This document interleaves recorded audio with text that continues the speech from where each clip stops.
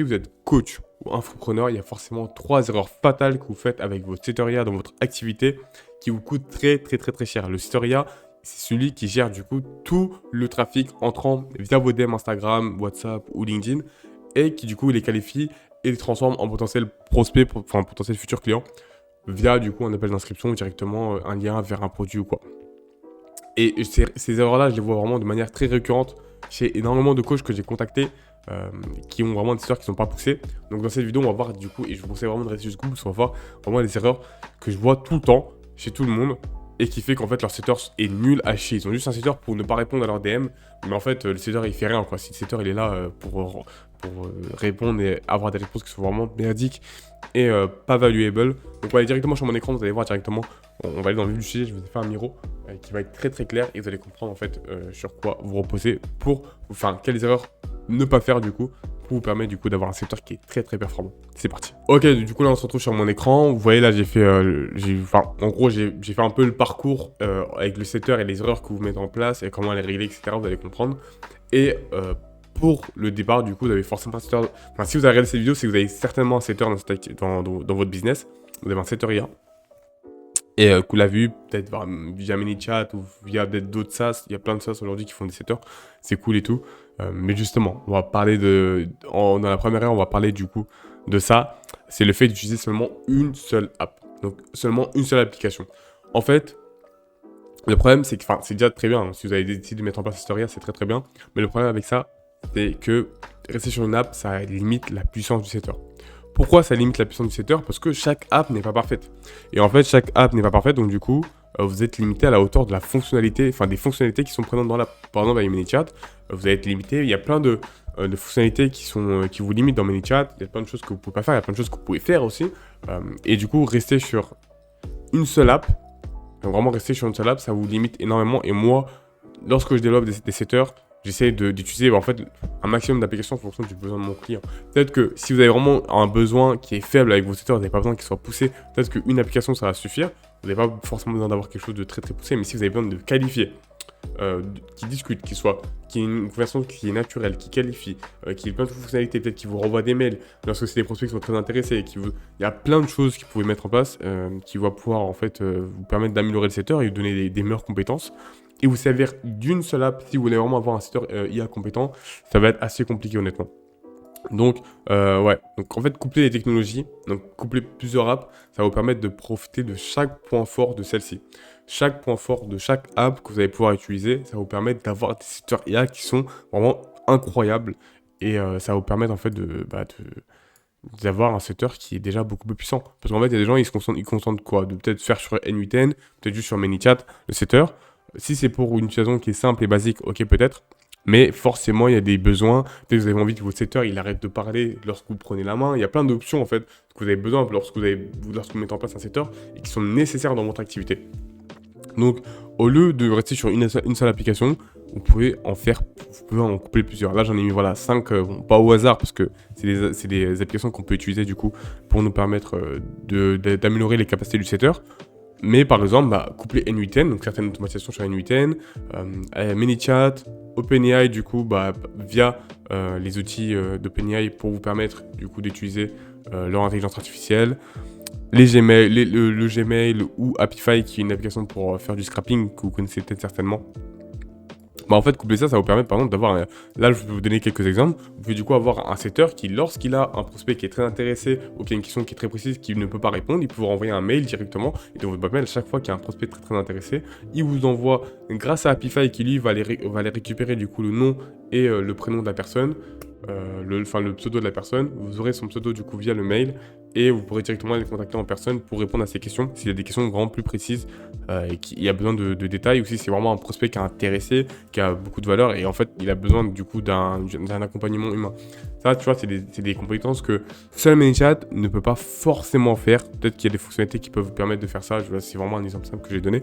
Mais de manière globale, il y a plein de choses qu'il ne pourra pas faire. Donc en fait, avec le temps, si vous voulez vraiment avoir un setter, un vrai agent qui fait partie de l'équipe, rester sur une application, ça va vraiment être compliqué de pouvoir en sortir avec.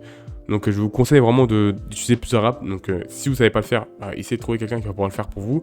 Ou essayez d'apprendre vous-même parce que c'est pas très compliqué. Enfin, pas très compliqué.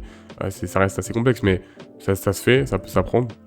Et en fait, ça vous permet du coup d'avoir un secrétariat qui est déjà beaucoup plus compétent et qui fait beaucoup mieux, enfin, vraiment mieux le travail. Donc à ce niveau-là, c'est vraiment ça que je vais vous préconiser et, euh, et de vraiment aller en fait sur plusieurs applications. Voilà, donc on va passer à la deuxième erreur du coup que je vois souvent. Donc après celui-là, c'est qu'il y a une configuration qui est très bâclée du setter. Donc là, c'est assez simple. Dans tous les cas, chaque travail qui est bâclé, c'est logique que ça du coup engendre des résultats pourris. Mais vraiment, avec les setters, c'est vraiment un point qu'en fait, faut dire. Les setters, souvent, ils manquent d'éléments, ils manquent de capacité, de fonctionnalité. Ça rejoint un peu le premier point. Mais de manière globale, pas forcément via une app. En fait, juste le setter, vous n'utilisez pas enfin, vous n'utilisez pas le potentiel total de ce qu'il peut vous rapporter. Vous utilisez vraiment le setter de manière assez simple et basique. En fait, c'est juste un espèce de chat GPT connecté à votre Instagram qui doit répondre aux messages et envoyer vers des ADV. En fait, ça marche pas comme ça, le setting. Le setting, c'est beaucoup plus complexe. Il y a quand même un minimum d'émotions, il faut qu'il puisse comprendre. Une IA ne pourra jamais comprendre comme un humain comprend, mais ça en vaut largement un chandelle, vu qu'en fait, il coûte moins cher, il est automatique, il tourne tout le temps. Et donc, si vous ne donnez pas des indications, si vous ne menez pas quelque part, si vous ne le configurez pas d'une manière qui puisse vraiment répondre à la demande d'une manière efficace, bah, en fait, il va être bâclé et puis en fait, il donnera des réponses pourries, il sera pas clair, parfois il sera incohérent. Et c'est en fonction du coup de comment vous configurez votre setter. Donc aussi de manière intelligente, en fait, pas que seulement le setter, c'est aussi votre business. Si votre business, il permet pas, vraiment pas d'avoir un setter IA, bah en fait, ne mettez pas de setter IA. Donc si c'est pas que la configuration du setter, c'est aussi la configuration de votre acquisition. Si votre acquisition, derrière, en fait, elle ramène des touristes, bah, le setter IA, il sera paumé, il va être utilisé pour rien du tout. Donc, c'est pas qu'une question du setter IA directement, mais c'est aussi juste de manière générale, si vous bâclez le process qui fait que ça ne facilite pas le travail du setter, bah, le setter, lui, il va être paumé en fait.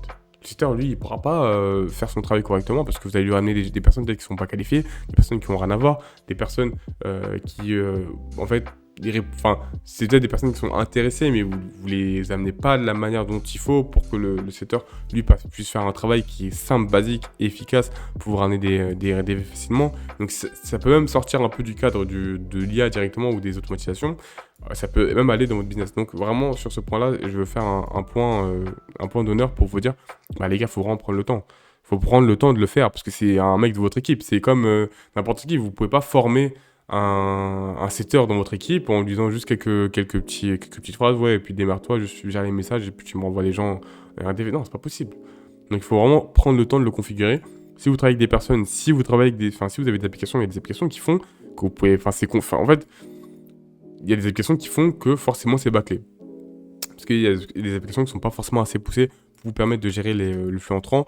Il y a énormément de personnes qui utilisent ManyChat, mais au final ils arrêtent parce qu'en fait c'est pas très efficace. C'est juste ManyChat répond juste au message et en fait ça ne fait pas un travail qui est supplémentaire et en fait ça ne joue pas de plus-value à leur activité. C'est juste un bot qui répond au message mais qui ne qualifie pas, qui ne convertit pas, qui convertit ceux qui dans tous les cas auraient été convertis par eux-mêmes, tu vois, ils sont juste tombés dans les messages parce qu'on leur aura demandé d'aller dans les messages. Mais si on les avait envoyés directement vers un site internet et vers un Calendly, bah, ils auraient pris un RDV sur Calendly ou iCloud. Donc en fait, c'est pas un agent, c'est juste un petit bot que vous avez mis sur votre Instagram, ça vous permet de pas être dans les DM, mais en fait, en réalité, il ne fait pas un travail, en fait, vous n'utilisez pas à la hauteur le setter à la hauteur de son potentiel. Donc voilà, donc ouais, exactement, il peut y avoir des incohérences régulières et un manque de visibilité, du coup, vous pouvez avoir du coup un manque de visibilité sur le chat, en fait, vous pouvez aussi vous dire, mais attends, il se passe quoi? Pourquoi il y a un manque d'RDV là? Pourquoi il y a plus d'RDV qui se passe là? Et en fait, vous allez avoir un manque de visibilité sur le chat parce qu'il ne sera pas cohérent, il ne sera pas stable, il ne fera pas forcément les choses de la même manière à chaque fois parce qu'il n'aurait pas configuré de la bonne manière. Et comment on fait pour configurer, par exemple, il y a un exemple 5 qui est très très important, qui vous permet du coup de mieux configurer un setter. Et on va voir du coup dans l'erreur numéro 3, parce que ça c'est vraiment le plus important, mais ça peut être sur plein de choses, donc les configurations, ça peut être aussi juste sur du coup la qualification des prospects, du coup comme j'ai dit juste avant, ça peut être aussi sur est-ce qu'il renvoie vers vous des notifications pour vous informer qu'il y a bien des clients, qu'il y a de nouveaux clients qui sont entrants, est-ce qu'il envoie le lien au bon moment, est-ce que... en fait c'est plein de choses qui peuvent vous permettre en fait il faut juste vraiment le travailler jusqu'au bout, et comme ça vous permettra d'avoir un setter qui sera un vrai membre de votre équipe, et qui pourra vraiment faire un vrai travail, un vrai boulot. Et vous le considérez vraiment comme, pas un ami, mais juste un vrai gars de votre équipe, quoi, de votre team. Mais c'est ça le but. Lorsque vous mettez un setter, c'est pas juste de mettre un chatbot dans votre DM. Le but, c'est d'avoir un vrai gars de l'équipe qui a des connaissances, qui a une base de données assez, on va dire assez élevée sur votre entreprise, sur votre activité, surtout sur la partie acquisition, sur vos stratégies. Et si ça, vous ne l'avez pas, si ça, vous ne le faites pas, bah, en fait, le setter, il sert littéralement à rien. Voilà. Donc, on va passer du coup à l'erreur numéro 3. Et en fait, cette erreur-là, elle vient euh, combler ça, tu vois, elle vient vraiment appuyer sur ce point-là, c'est le prompt. Et ça, on le voit tout le temps. Les prompts, en fait, sont incomplets, ils sont approximatifs parce que les setters, ils font n'importe quoi. Les réponses sont trop longues, les réponses sont à côté de la plaque, il ne répond pas bien, il ne répond pas correctement. Il est pas ça, il est pas intelligent. Le setter, il est pas intelligent. Et ça vient du prompt. Tout est dans le prompt. En tout cas, c'est plutôt 70-30 si vous faites déjà un excellent prompt. Si vous faites déjà un excellent prompt, derrière, l'IA, déjà, elle sera déjà vraiment très performante.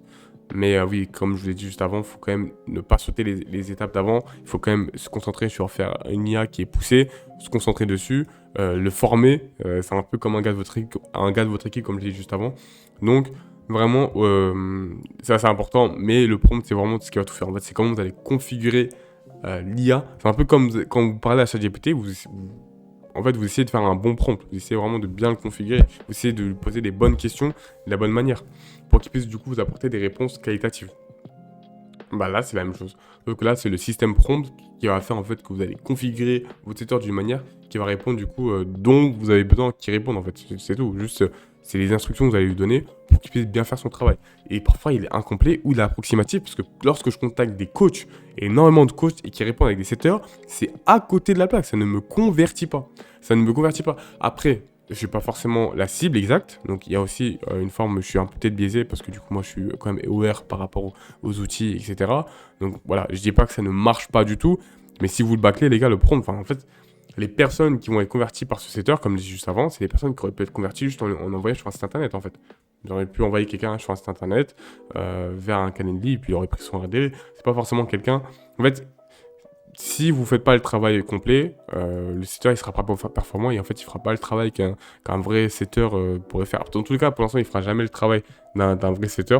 Ça, c'est clair. Honnêtement, faut être honnête aujourd'hui. Ça n'a pas le niveau d'analyse émotionnelle d'un bon setter. Par contre, un setter qui est médiocre, je vous assure que le setter fait mieux le travail. Il est là à 24 sur 24, il répond, il déroge pas, enfin il est là, il suit les instructions.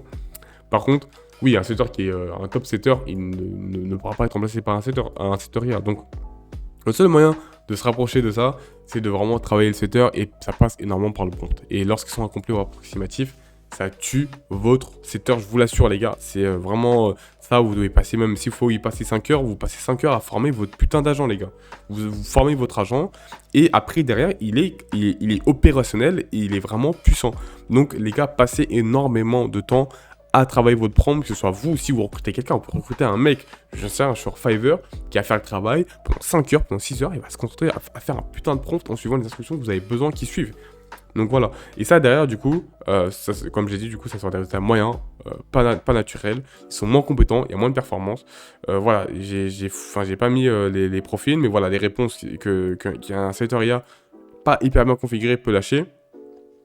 Et en fait, moi, je venais, voilà, pour l'histoire, je venais prospecter. Et en fait, le mec, il répond un peu à côté. Au lieu de me dire que, bah, en fait, je suis pas là pour ça, tu vois. Donc, ciao, genre, c'est tout, tu vois. C'est comme un setter pourrait dire. On n'est pas là, peut-être, il est pas là, enfin, les DM sont pas ouverts à la prospection, peu importe, je sais pas comment ils l'ont configuré. Mais derrière, en fait, le mec, il répond à côté. Et bon, en vrai, ça va. C'est pas les pires. J'ai vu vraiment pire. Il y en a qui sortaient des pavés comme ça, avec des emojis à droite à gauche. Donc, ça, vraiment, ça convertit pas. Mais ça, du coup, bah, en fait, ça convertit. Enfin, qu'est-ce que tu veux faire avec ça, ça ne, il est pas, et en fait, il ne va pas creuser, il va pas poser les bonnes questions. Il est un peu à l'ouest. Mais bon, ça va encore. C'est pas forcément le pire. C'est juste deux screens que j'ai pris à titre d'illustration. Mais clairement, vous voyez ce que je veux dire en fait. En fait, il ne fait pas des messages qui sont. Après, c'est peut-être aussi que je suis ouvert par rapport à l'IA, donc ça fait aussi peut-être que j'ai aussi un bon œil sur ça. Mais très clairement, le setter, il peut vraiment être tellement mieux poussé. Moi, j'ai mis en place des setters pour les clients. Les gars, les setters, ils peuvent vraiment parler comme un humain et être normal, quoi, juste, et naturel. Là, il fait les mêmes messages, il fait les mêmes, parfois, il y avait plusieurs fois ces points d'exclamation là. Voilà. Après, comme je vous l'ai dit, il pourra jamais être autant aussi performant qu'un humain, surtout qu'un setter, un setter, un A-player au niveau du setting. Mais par contre, les gars, vous voyez, ça c'est vraiment basique. Et ça, c'est des échanges qu'on ne peut pas faire. Ça, c'est des réponses type j'ai pété 3.5 en fait. Vous voyez ce que je veux dire? Des réponses qui sont pas poussées. Donc, ça, si vous ne travaillez pas le prompt, il sera moins compétent, moins performant. En fait, il passera pour un handicapé. Il passera pour un mec qui est un peu à l'ouest. Et puis, il donnera des réponses qui sont pas fou. Là encore, ça va honnêtement. Je vais pas faire le mec très dur, ça va encore. Mais si la personne est vraiment intéressée, elle pourra potentiellement voilà, continuer le fil conducteur avec un setter comme ça. Mais bon, au bout d'un moment, c'est chiant, quoi. Un mec qui fait des pavés, les mêmes pavés à chaque fois, il n'y a pas de réponse claire. Euh, voilà, ça peut être complexe. Mais bon. Et du coup, pour la finalité, en fait, c'est que tout ça, ça engendre du coup énormément de RDV loupés. Ce qui fait que du coup, il y a moins d'opportunités de vente parce qu'il y a moins d'RDV et donc moins de CA et ça peut coûter très cher au coach. Donc voilà, c'est un peu une vidéo simple qui a duré un peu moins de 20 minutes normalement sur les setters. J'espère que vous avez apprécié. N'hésitez pas quand même à passer le pas ou à déléguer ça, que ce soit avec moi, peu importe. Les gars, il faut vraiment juste mettre en place les nouveaux outils qu'il y a aujourd'hui à disponibilité et vraiment faire le pas.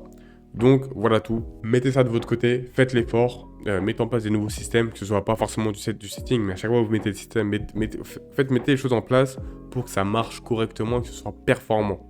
Comme ça, sur le long terme, vous aurez vraiment un bénéfice parce que le but, en fait, c'est que le setter, voilà, sur 1, 2, 3 jours, où il n'y aura pas forcément de grosses différences, mais en fait, c'est sur 6 mois, sur 1 an, les gars. Imaginez le temps que vous passeriez à soit payer un setter qui vous coûterait peut-être des pourcentages sur votre CA ou sur un salaire par rapport à un setter IA qui coûte quelques centimes à l'utilisation.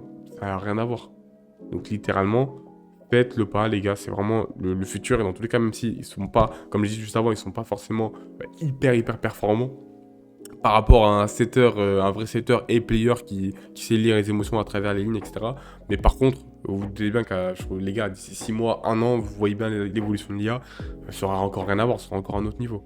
Donc, faites le pas maintenant, soyez early, prenez le train et vous aurez du coup tous les bénéfices et vous prendrez la part du gâteau lorsque les outils seront encore meilleurs et vous serez déjà là en fait. Vous serez déjà positionné comme des personnes qui savent déjà utiliser ces outils-là et vous serez en fait le genre de personne qui émettra, qui mettent les choses en place pour leur permettre du coup de faciliter leur activité via des systèmes d'IA poussés. Donc voilà tout. Passez une bonne journée, bon boulot, bonne semaine les gars et puis à la prochaine pour d'autres conseils ou tutos sur l'IA.